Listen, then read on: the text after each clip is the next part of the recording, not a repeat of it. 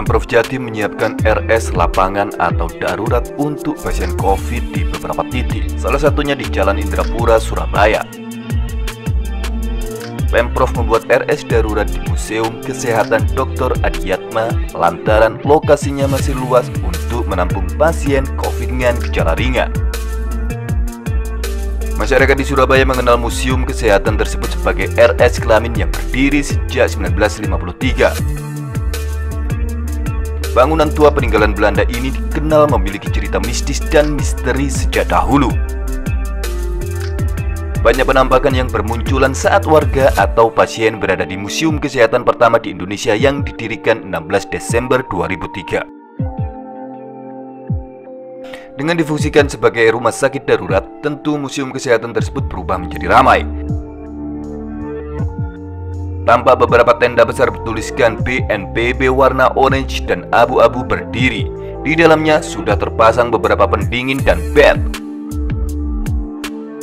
Spanduk besar bertuliskan RS darurat terbentang di pagar pintu RS Kelamin itu.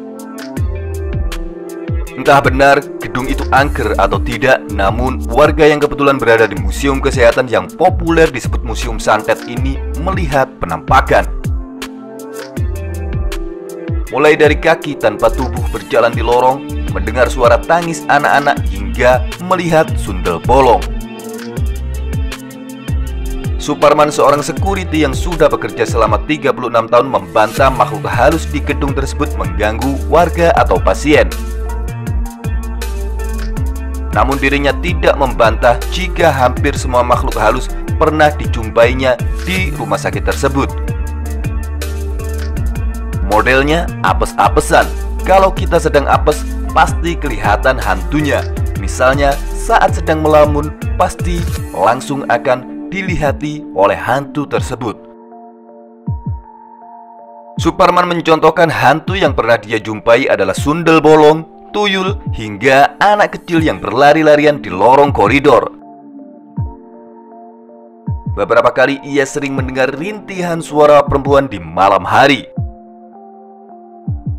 Pada saat awal Suparman bekerja di salah satu ruangan steril di belakang, Suparman mendengarkan suara anak kecil yang sedang ketawa-ketawa. Terus kemudian anak kecil tersebut menangis.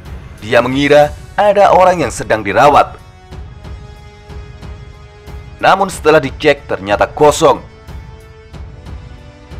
Menurut pegawai lama, para makhluk halus itu sedang memperkenalkan dirinya kepada Suparman.